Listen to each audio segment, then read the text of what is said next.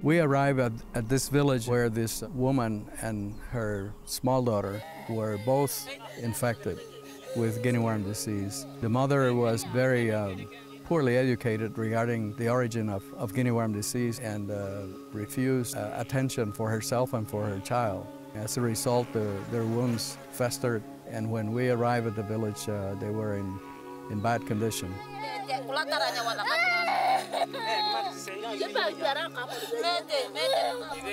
This was a traumatic experience for the child.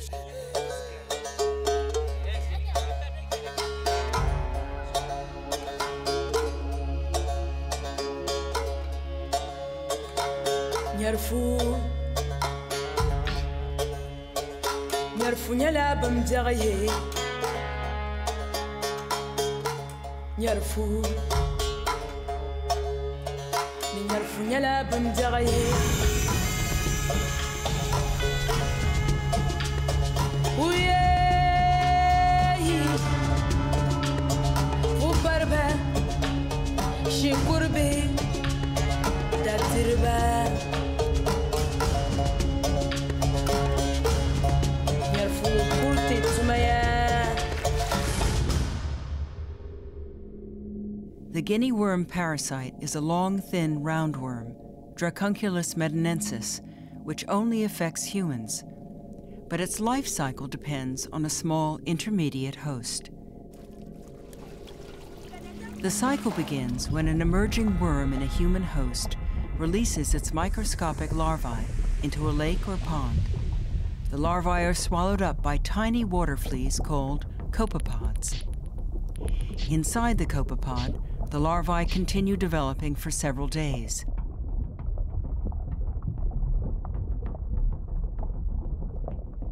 And when another human drinks water containing infected copepods, stomach acid digests the copepods, but not the Guinea worm larvae, which pass into the small intestine where they penetrate out into the body cavity.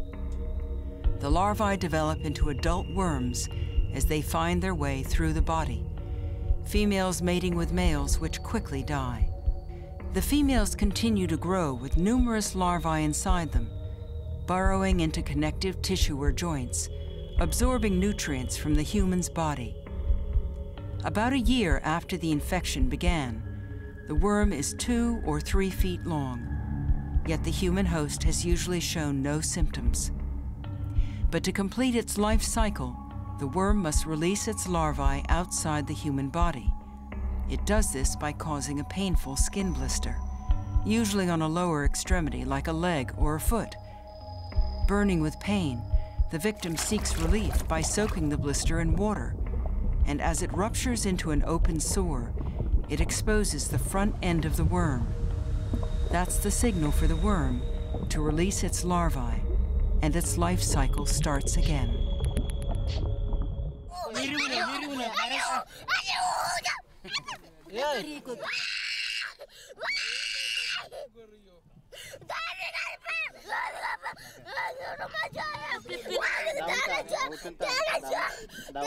Mama down.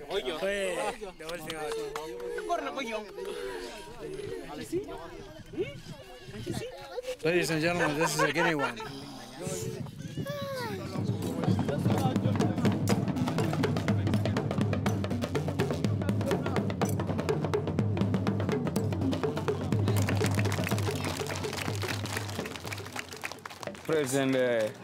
Former President Carter, America Zaha.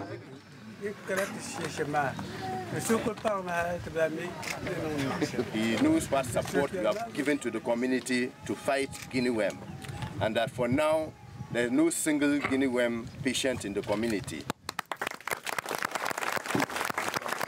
Since 1986, former U.S. President Jimmy Carter, his wife Rosalind, and the Atlanta-based Carter Center have led a global campaign to eradicate Guinea worm disease. The wonderful work that you have done here in Tingoli can set a good example for other villages throughout Ghana. Thank you. Well, we've been in the leadership role for eradicating Guinea worm, and I've spent a lot of my personal time, my wife and I, we've been in war zones, we've been in the remote villages of the world, we've been among the most suffering people on earth, We've had to raise enormous sums of money. The guinea worm eggs are very small. The sand flea or cyclops that eats the guinea worm eggs, though, is caught in this filter. So it's been a total commitment, you might say, of the Carter Center's health program, and that's a major program that the Carter Center has, is health care among the poorest, most destitute, most neglected, most suffering, most needy people in the whole world.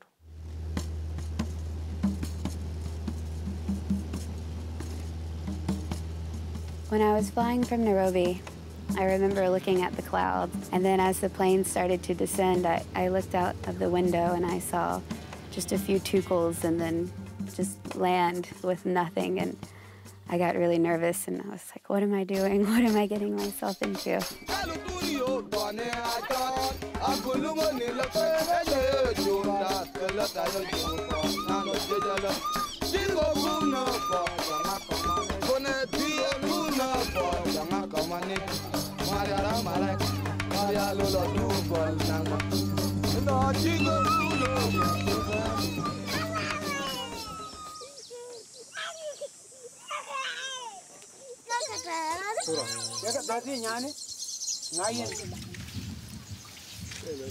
Has she seen the worm? Has she seen the worm come out? Our term is technical advisor, but we do a little bit of everything on all levels. Do they have the filter cloth here? Where is the filter cloth? They are in the room because. But they are taking water and bringing it here. So who cut this wound? Why didn't you cut it? Okay, so these men are going to hold the rope, okay, that's going to measure. So tell them to just wait right here and not to go away, okay? Good. And once you train these men, then you can come and get with them every single time, and you'll do it so fast, okay? Iyang, awak. Iyang, awak. Wah. Tara mangakon. Tungadang. Woo!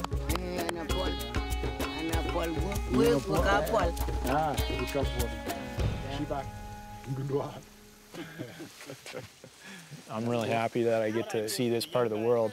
I think it's pretty unique to meet these people and to see their culture, which is still really strong.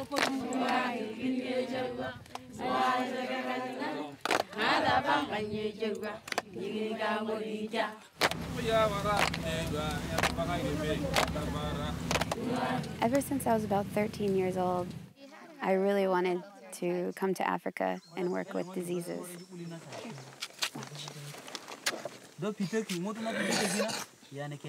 Sometimes maybe because I am young and I am a female, I'm not taken as seriously as I would be if I were a male. All right, we have...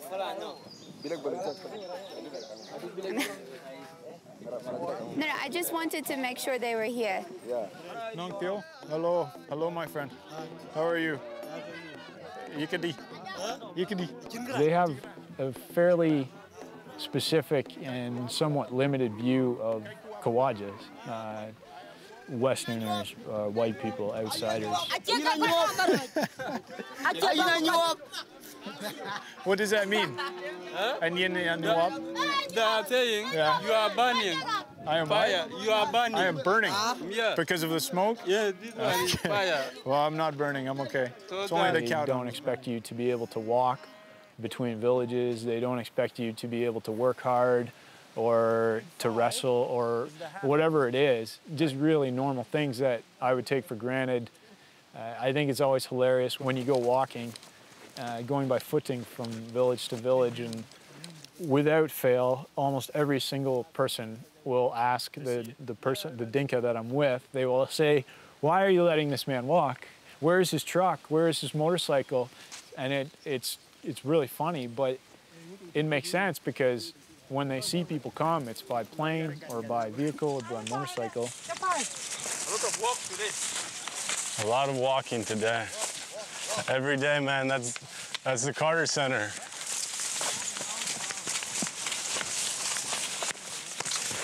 Juma, hey Juma, man, if you want to rest, go work for polio. Where? You go work for polio, man. They sit around. They sit under the tree and wait for cases. Guinea worm, you have to hunt. Well, it's very important that we send technical advisors from the Carter Center to monitor the progress of guinea worm eradication in a particular country, because they need to go and actually see at firsthand what is happening in troubled areas where we know guinea worm exists. It's going to take a lot of health education to get these people to use the filters properly. This whole year has been really us learning what's actually going on, because the reports that we've received in the past, I don't think they were a really good representation of what's really been out here. Has she had? Yes. Has she taken? Just one.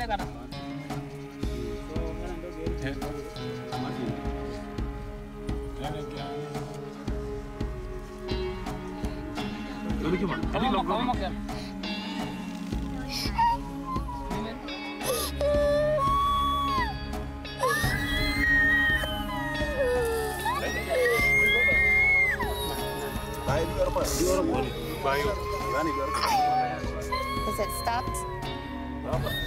We don't want to break it, so. It broke. It broke? Make sure he knows. If it stops pulling, you have to stop and wait the next day, because this is when they break. If the worm snaps, it could retract back into the body, and the wound will stay open, and that often leads to infection. The worm can also disintegrate within the body and infect the body in that way.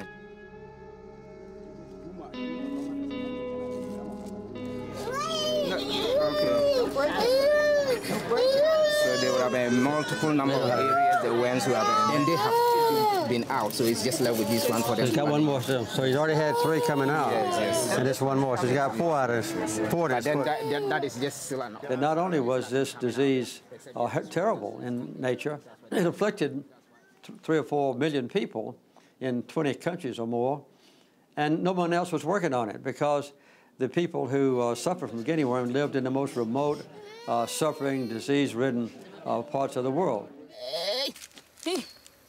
The guinea worm itself seldom kills, but in these poor communities, the consequences of this disabling and crippling parasite can be deadly.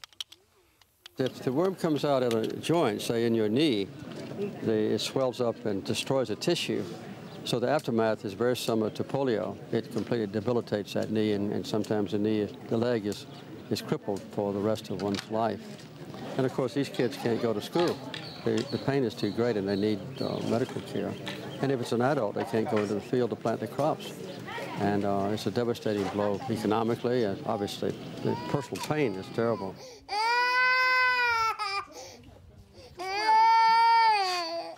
It usually cripples people temporarily, but for periods averaging between 1 and 3 months.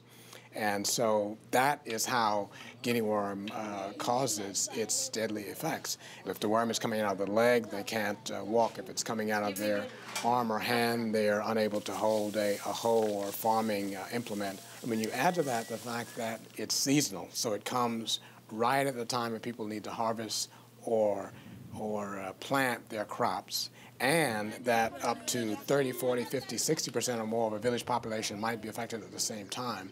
And individuals can have 1, 2, or even 3 dozen worms coming out of their bodies at the same time.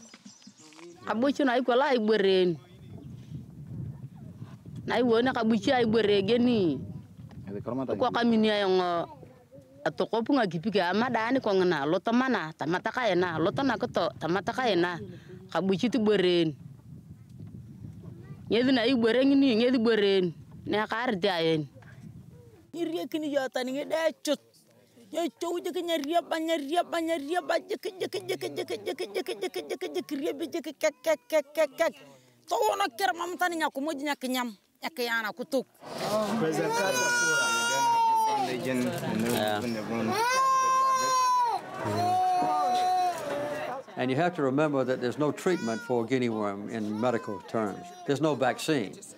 that you can administer to people. You just have to treat the disease after the people get the eggs in their body and the worm starts growing. That's when you have to start. So it's a very difficult thing to address. So sometimes you find they have just other ulcers from other means. It was an ancient disease. It didn't seem to have any solution, and so it was almost an insurmountable problem. That's why we decided to try to solve it. How much more will it take? How long, 30 days? Or? No, it's in about a week it should have been. Another week? Yes, so that at least then we then continue dressing the ulcer until the ulcer gets out. So 1 more week? Yes. When we first began dealing with guinea worm as a target to eradicate, we had no idea where it was, how extensive it was, or how hard it was to eradicate. The first step was to survey the world and to ascertain everywhere that guinea worm existed. And we eventually visited 23,600 villages, all isolated from one another, in 20 different countries. 3 countries in Asia, 17 countries across the sub-Saharan region of Africa. We had early success. In just a few years, we completely eradicated the disease in Pakistan, and we did quite quickly in India and in Yemen. But in some countries in Africa, it was much more difficult.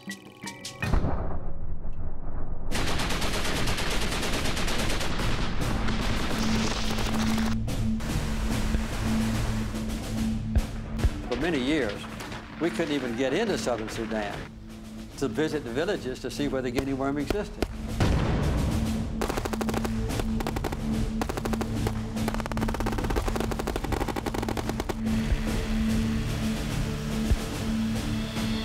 I went over there in 1995, and I finally got them to agree after tedious negotiation to declare a ceasefire. And we still call it the guinea worm ceasefire. And it gave us a chance to go into southern Sudan as well as northern Sudan and visit the villages while they quit shooting guns at each other. And then 10 years later, January 2005, when the political settlement was reached, the program really began to get seriously organized throughout the southern part of the country. Was the guinea worm pulled out, or is it still there? Still inside. Still inside. He was detected on the 22nd of March, and this is June. So he's been like this almost 2 months. And this is not going to heal anytime soon. She's one of 2 village volunteers.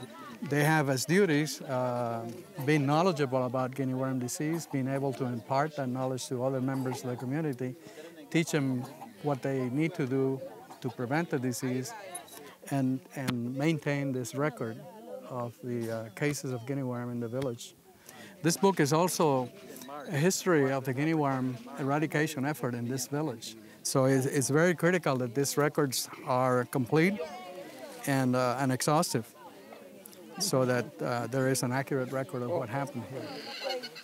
We just did a quick calculation of GPS coverage here in eastern Equatoria while we were talking, and it's at 76% overall.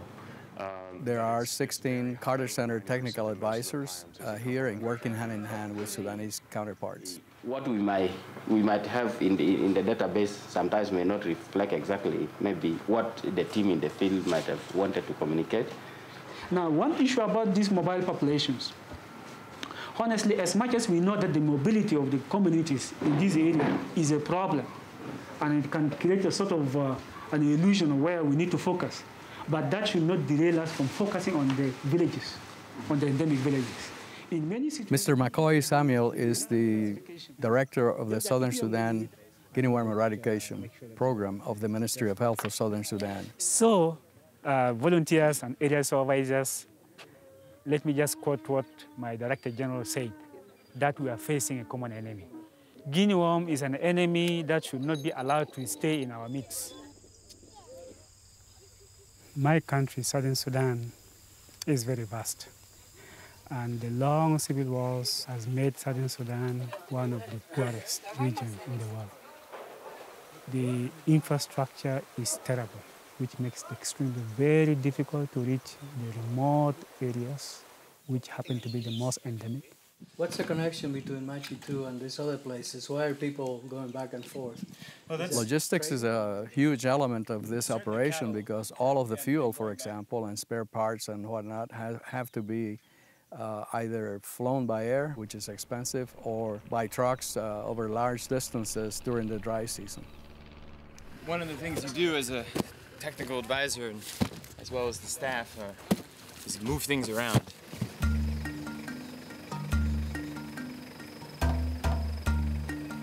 So we'll leave 4 boxes of pipe filters. So that's 4,000. These are gauze pads. We need to take some to Tombak and to Lingyi.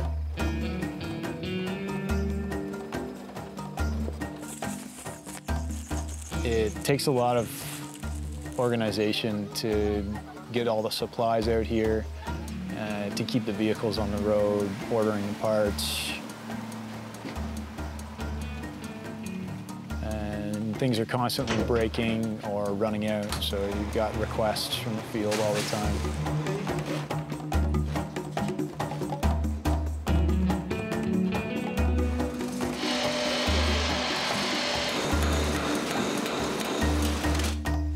Southern Sudan is the most difficult place to work because there are no telephone lines, no electricity, and very poor roads.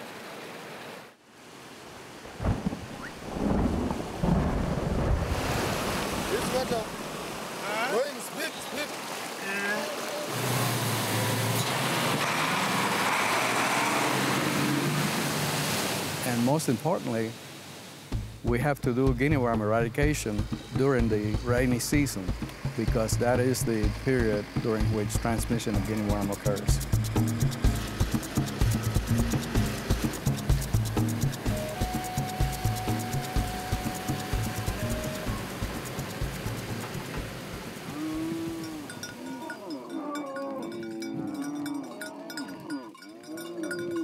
Most of the socio-economic and health indicators in Southern Sudan are among the lowest in the world.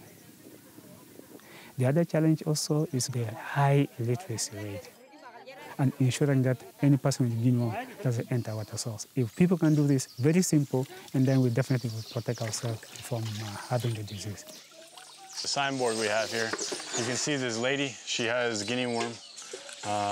So the idea here is that there's a man saying, don't go in the water. So this water source is responsible, so we believe, for most of the Guinea worm cases around this area, because when you go to the houses immediately within this vicinity, the people all have Guinea worm, and they have high quantities of Guinea worm. So we assume that this water source is responsible for most of those cases. This water source is actually a very famous water source in this area because you can see how it's shaded from the trees. So, and the water from here is very cool. So people like to come here to drink. They come from other villages as well. So that's a concern for us that people from other villages are coming to get water here.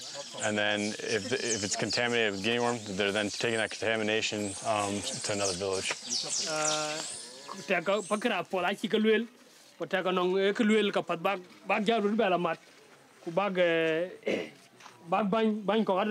The flip chart is just a cloth, a small cloth flip chart that we have, and it's just a tool that we use. We give it out to every volunteer and train them how to use it.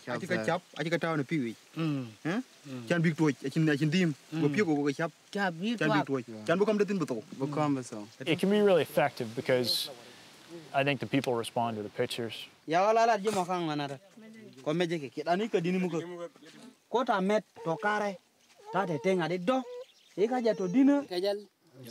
so tell them to start away from the worm. In 2007, the program in southern Sudan reported 62% of the world's remaining cases of Guinea worm disease, slightly more than 6,000 cases, down from more than 20,000 the year before. But outside this program, there were those who wondered whether these numbers could be verified. Were there many more cases in this vast region that had not been counted? And one of the questions that surfaces time and again is, can we believe the data that's that's being reported by Sudan. Is this accurate? Are case reductions real?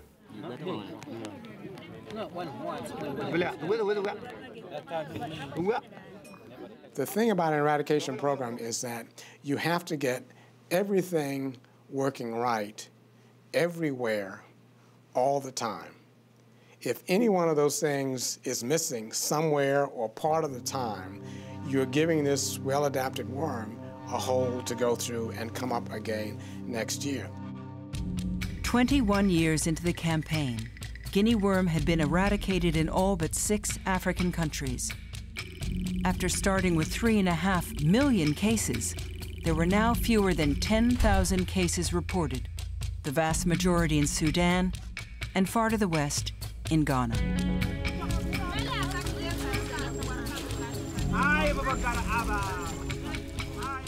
In arid regions like northern Ghana, water is scarce.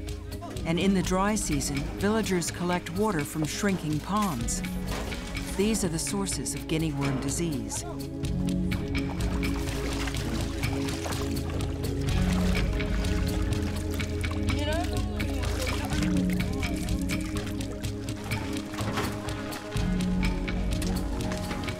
In Ghana, the Guinea worm campaign had faltered badly. For years, the number of cases here had been declining. But now they had suddenly increased, jumping to more than 4,000 cases during 2006, with over 1,000 new cases reported in January 2007, just before President Carter arrived.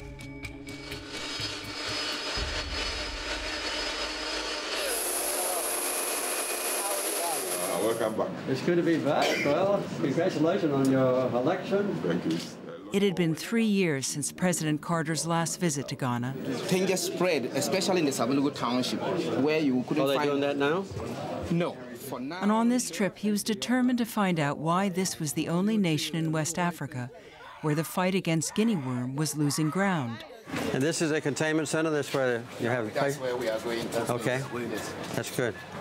How many of you have ever had Guinea worm? Raise your hand. I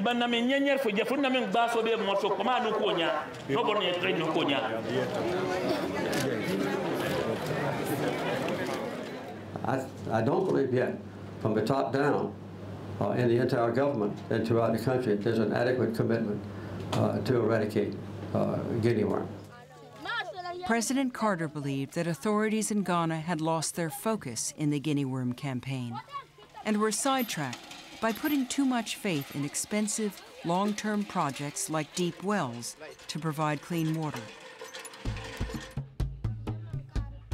What was needed in Ghana, President Carter believed, was a renewed commitment to the same plan that had succeeded in eradicating Guinea worm in other countries, a 3-part strategy to break the Guinea worm's life cycle by preventing it from reaching human hosts. The first part, educating everyone about Guinea worm in every village that relies on contaminated drinking water, building awareness of how Guinea worm is transmitted and how it can be prevented. Second, providing filter cloths for everyone to use before drinking any contaminated water, filters that remove copepods. And third, treating every contaminated water source with the mild larvicide called eradicate that is harmless to humans, fish, and other creatures, but which temporarily removes the copepods that harbor the Guinea worm larvae. A major cause of the sharp increase in Guinea worm cases in Ghana was the breakdown of the water supply system for the city of Tamale. 30 kilometers away, the old pumps had stopped working at the pumping station on the Volta River.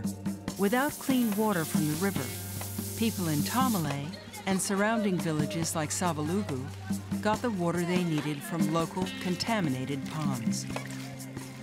That particular outbreak, thousands of cases, mostly young children that were going to fetch water for their families. They would drink water at the dam side and then continue to transmit Guinea worm. Because we're in one cultural area, people do migrate, and so Sabalugu's outbreak started sending cases to other districts. It was also clear that public education about Guinea worm here was inadequate. People were not filtering water, and those who had guinea worm were entering and contaminating water sources. This district is recording 600 plus cases. So there is a big outbreak, which out of that, about 400 and something plus is coming from this town, Savlugu here. Yeah, the people have not listened to the health education being delivered by the Guinea Worm teams here. So we realized that people have been wading into the water with their Guinea Worm. And the same place, all of them fetch water to serve the whole entire town. So that has been the problem of the outbreak. And it's also a big town. So once the source is contaminated, you have a large number of people being affected with the Guinea Worm. The new thing that we've seen this year is the water haulers who go to the ponds with their 50-gallon tanks and fill the tanks with filthy water full of guinea worm eggs and haul it to the towns, and the people, and unsuspecting people, drink the water. And it's just as bad as if they went to the pond and drank the water themselves directly from the pond.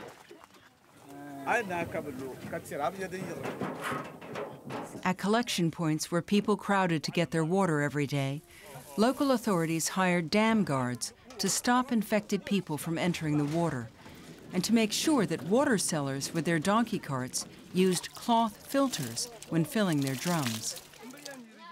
But enforcing those rules under these conditions was not totally effective. These water haulers are very politically important people who bribe officials of the government, and they make an enormous amount of money selling water, bad water, to the people. So that's something that we have to address.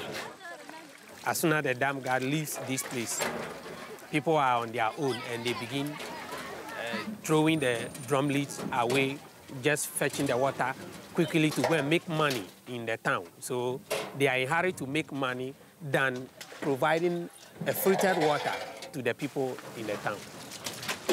That is why it's making the work so difficult for us over here. Hopefully, we can add Ghana to the list of successful nations. Others have done it, and Ghana is no special case. There are no difficulties here in Ghana that we have not experienced in many other nations.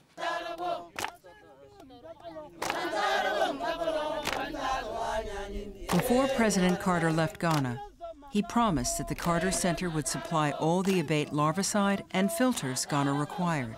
To prevent people going into the water source. And authorities assured him that they would strengthen their guinea worm eradication program.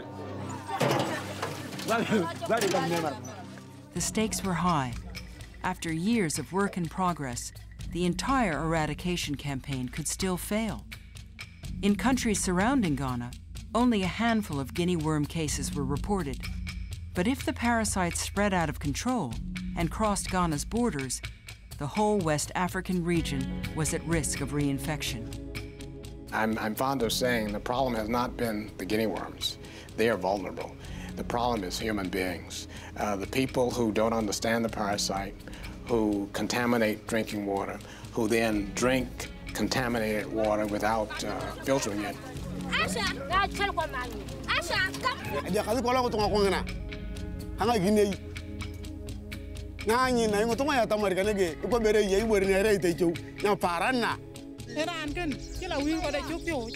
They don't believe that Guinea worm is transmitting disease through water. Yeah. They believe that is in natural disease in the blood. Yeah. Okay. When you are telling them, please don't enter the water source, they cannot accept.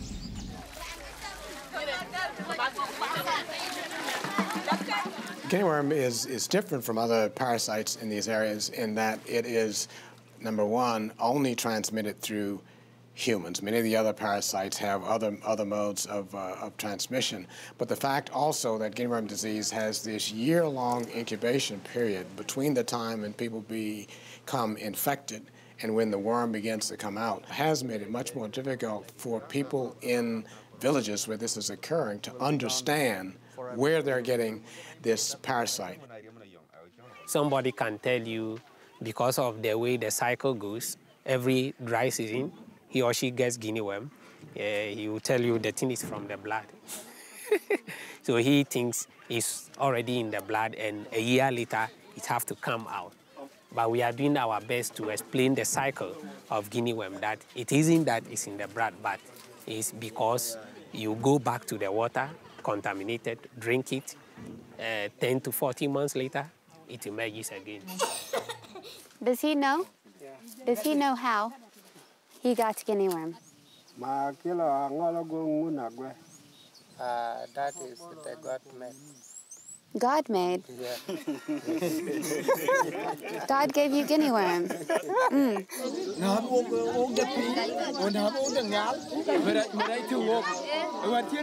They have imagined all sorts of origins of this worm, attributing it to witchcraft, to people putting a curse on them, to a god or the gods being unhappy with them. And we have to be aware of and very, very mindful of the very, very strong traditional beliefs about this worm. Yeah,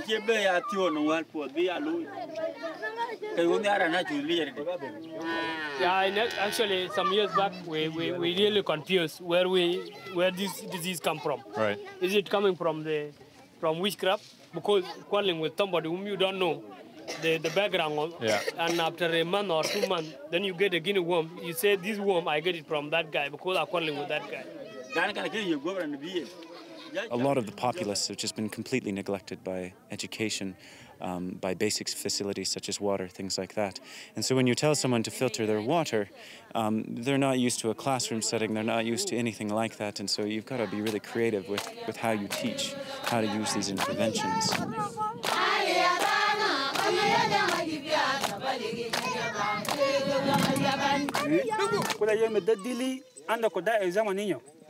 This is a conical filter. It's a polythene cloth, which is actually used at the household level for filtration of water, especially from an unsafe water source like this. So with this one now, you see, because it has been exposed to direct sunlight, it has developed holes. There are already holes here. And they will continue to use this one, and they continue to have the false impression of protection. And the next year, when they had Guinea worm, then they start to complain, I have been filtering the whole year. Why do I have Guinea worm? And that's the problem. I think people pretty much know what the filters are used for. It's just whether or not they're going to use them for filtering water. A lot of times you'll find people will have one filter for filtering water and then another filter used as a pillow or as a pouch for carrying things. So they're keeping ground nuts in here. A lot of people use them to cover their bicycle seats. So we'll go through villages, and even the chiefs, they'll have maybe 3 of these layered, holding their bicycle seat together, so we have to take them off, destroy them, which sometimes makes them angry, but we explain the reasoning behind that.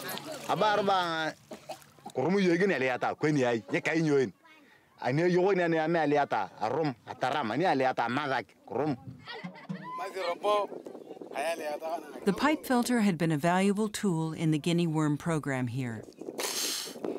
It was modeled on those fashioned by nomadic Tuaregs during the Guinea worm campaigns in the countries of the southern Sahara. The nomads who traveled around got a reed and tied a little tiny piece of filter cloth to the end of the reed, and every time they drank water, they would suck the water through that reed, and the filter would take out the Guinea worm eggs.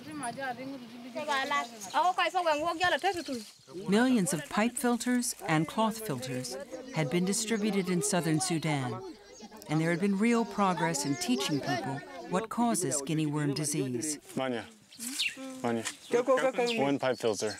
They're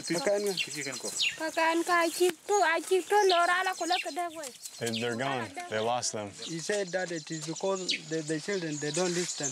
Yeah. But if it is the adult, we can use them correctly. Yeah, but the children are concerned with pipe filters. We give them to the children because they leave the home and they go to tend to these goats and to the sheep, right?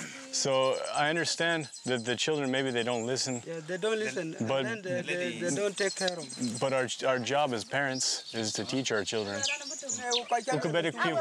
Yeah, pew. I want her to show me. Yeah. And then clean.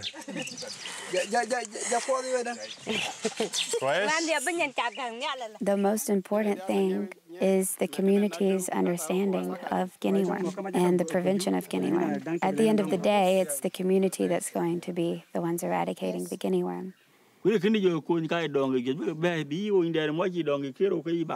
In some villages in southern Sudan, chiefs and elders were reluctant to give full support to the eradication program. They don't pay as much attention to Guinea worm. It seems like they almost take it for granted in some way. And really, we're just trying to get out the message that we need good volunteers in our villages, we need people to use the filters, and we need people to stay out of the water when they have a guinea worm to break the transmission.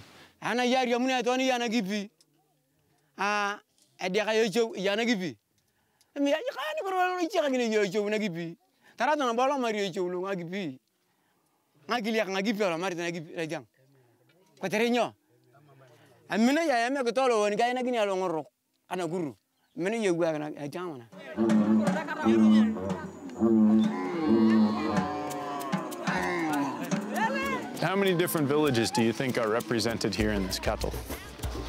Yeah, in more than 50 villages. 50 villages? Yes.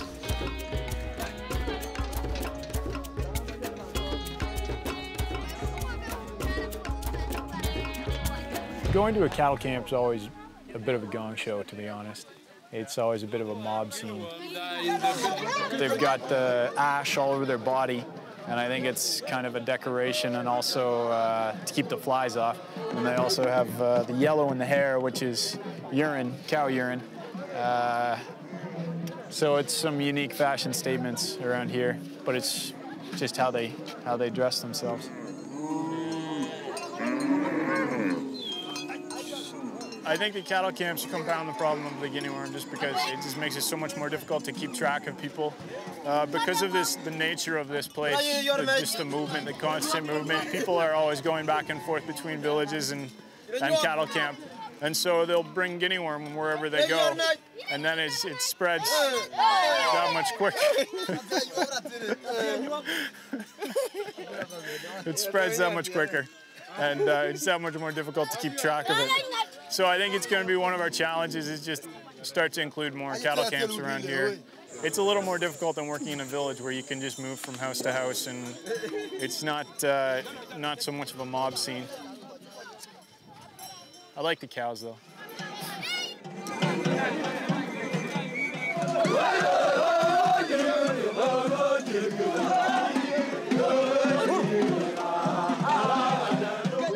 I believe these men have come to wrestle, and I'm not sure. I've never seen this happen before.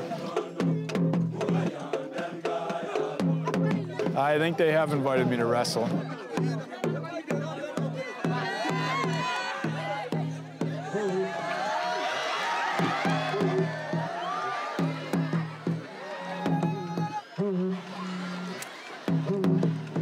The chief came running out, and he put the kibosh on that. Don't do that. Don't do that. Why not?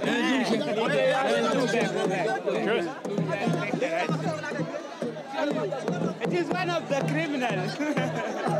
You get the accident any time. When I'm going to restaurant to someone, you get the problem. What happened? No, that's good. No, it's good. That guy would have kicked my ass.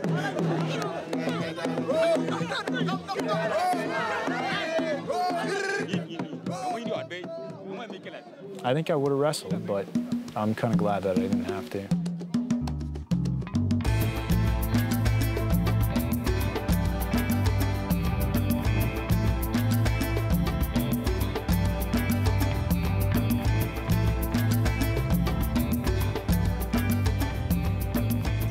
It's a great feeling that we are reaching the end, but it's much more difficult In the past, you go out and you know that you are going to find cases.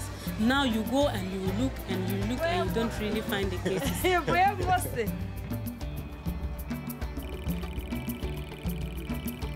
In the 2 years following President Carter's visit, Ghana's government had strengthened its campaign against guinea worm under the leadership of the program's head, Dr. Andrew Seydou Korkor.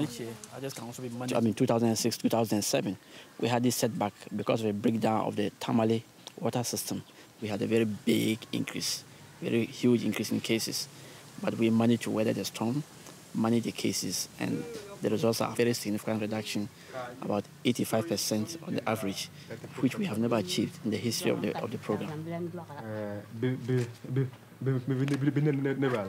Our emphasis is on surveillance and case containment.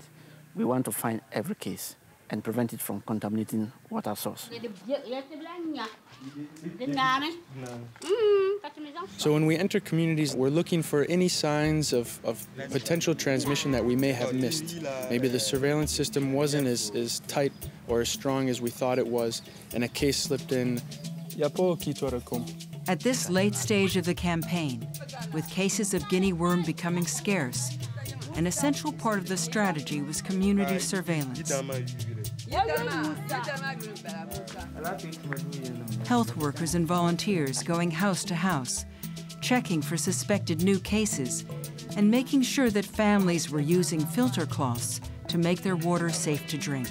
And when is the last time she checked the filter? It's important they understand, even a small hole, the copepod, they can't see it with their eye, and it can go through that hole. This boy has got guinea worm, and he's fetching water. So I want you people to tell me what would have happened if he had gone inside the water with his guinea worm. The objective is to create the awareness with the school children. We want to make them all understand that we are all responsible for eradicating guinea worm. Somebody told me that guinea worm is nyerfo in Dagbani. But can someone describe what guinea worm is like to me? It looks like snake and then quite small. What I want them to do is report cases, help us do surveillance, keep an eye on the community, create the awareness, make them understand that everybody is responsible for eradicating guinea worm. From here, you will get the toll rather than these three. Really? 3. Okay. Within a small area of houses, people will always know who has guinea worm. So if you hit most of the small areas of houses when you're walking around, then you should basically find out about as much of the guinea worm as is there.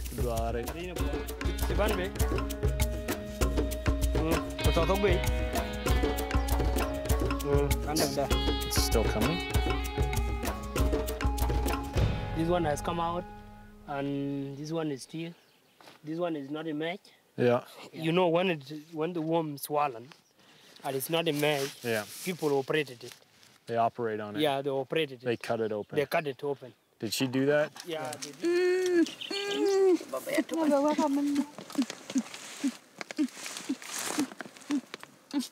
Very painful. Yeah, I can see that. Yeah, he said it's very painful. You have to stop it. Okay. Yeah. Did Mayan's worm, it came out? Or did he cut it?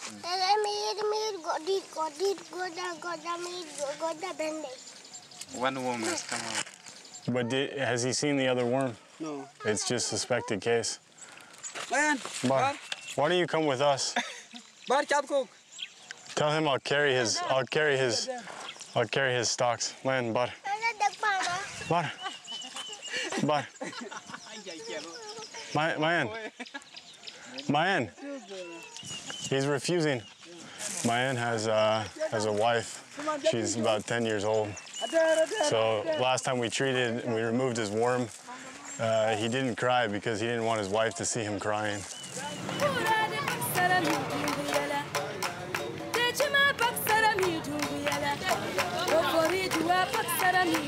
The pumping station on the Volta River had finally been repaired, and many residents in Tamale were once again able to get clean drinking water from the pipe system. But thousands of others in the area still depended on open water sources where guinea worm could be transmitted. Well, the dam definitely collected a lot more water this year than it normally does. We had a quite significant rainfall this year. There's a complete behavior change. At first, there was reluctance. There was hesitation to agree with us because people traditionally believe that guinea worm comes from blood. And it's in this last year that they've had the revelation that no, guinea worm really is in the water because look, we stopped entering the water, we're still filtering the water, and now nobody's attacked by guinea worm.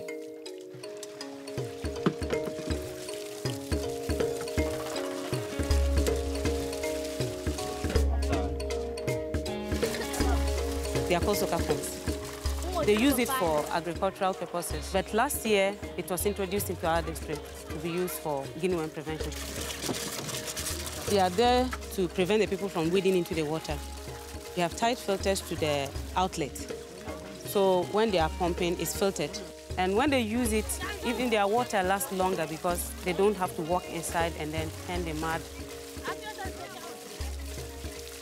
We've really convinced people that if you do your job and filter your water, we'll do our job and make sure your water sources are protected. So in the water right now, there are those copepods. You saw when we measured the water, right? Yeah. You saw all those things swimming around, right? So what we're going to do is we're going to put this medicine in the water. It's going to kill all those copepods, okay? An essential part of protecting water sources was repeated dosing with the safe larvicide abate at every water source that could possibly be infested with guinea worm. So the very first thing we're going to do is get what's called an approximate length and approximate width. A process requiring tedious measurement of water volume and calculation of the exact amount of larvicide needed to be effective against copepods.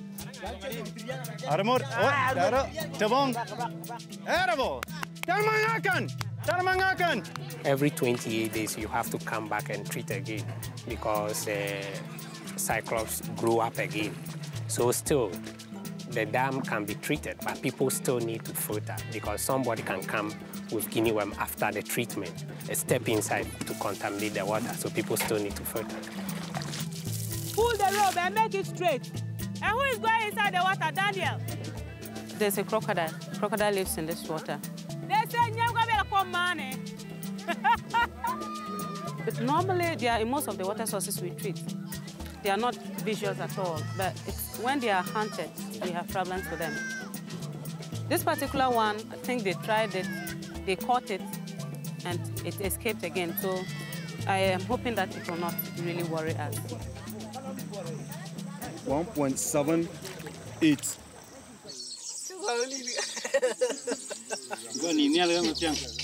It just takes one case to go somewhere and cut away the water source. And that's why it is very important that we need to eliminate that source. Because it is these people with guinea worm that creates a problem. It is not the unsafe water sources. So I want her to show me then how to do it. You can sit down with them and discuss guinea worm, explain to them what guinea worm is, or they can even tell you what guinea worm is and tell you how they got guinea worm and how the water gets contaminated. But then they'll tell you that they've been bathing in the pond. You have to continue to remind them, don't enter the water, and you have to get the village volunteers every day when they bandage the case to do health education. The challenge here is really to make sure that the communities understand their potential in ensuring that interruption transmission is realized in these communities. We cannot do it. We can bring all the filters we have on this well here, but at the end of the day, some people have to use it. People have to be prevented from entering water source. We are too few to ensure that everybody with guinea worm is prevented from entering water source, but the community can.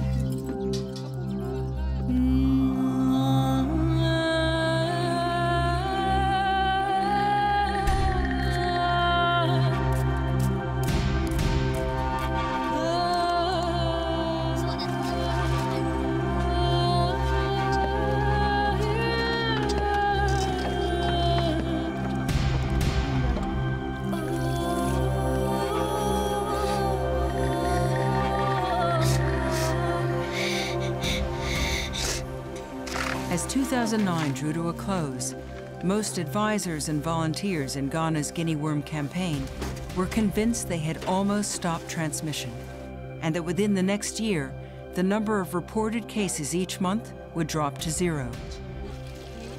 Programs in neighboring West African countries reported similar progress, and there was a rising expectation that the parasite was on the verge of extinction in the region. For impoverished millions in Asia and Africa who still have no access to clean drinking water, Guinea worm disease is now only a distant memory.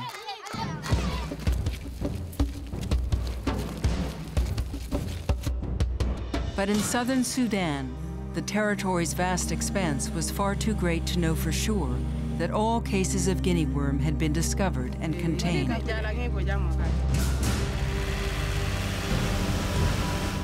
Sporadic civil unrest was a serious concern, and at any time, new outbreaks of fighting between North and South or between rival Southern factions could shut down the campaign in wide sections of the country. Our first priority is to keep people safe. And we're not going to compromise that in the name of going after guinea worm. And so what we try to emphasize is when there's peace in an area, be as effective as you possibly can. So we reduce this thing as quickly and as thoroughly as we can when we can work there. And I would say unequivocally that the insecurity in southern Sudan now is the greatest single obstacle to eradicating guinea worm disease. The only choice for the advisors and volunteers in Sudan's campaign was to follow the strategy and keep working. Are you still confident that guinea worm will be eradicated? There's no doubt in my mind at all. I want you to carry these around your neck. It's really encouraging to see them engage with us and just to understand that they can make a difference themselves. It is likely that Sudan will be the last place where guinea worm is eradicated from. Can they promise that they are going to take care of these filters? President Carter wants this program to succeed, and he's put a lot into it. And I really want us to stop transmission and to eradicate guinea worm so that he can see this done. And this fight is not over until the very last worm is gone. One worm could bring the whole epidemic back.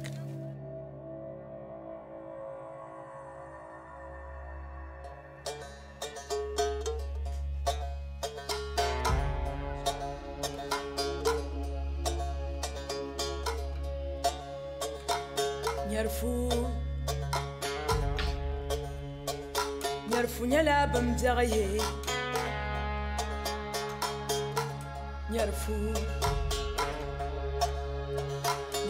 nyala bamjagaye Uye Mubarba Shikurbe Datirba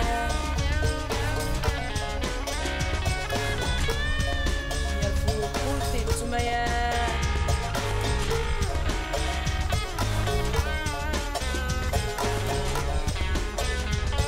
Negini wem mfa kunu nyarfu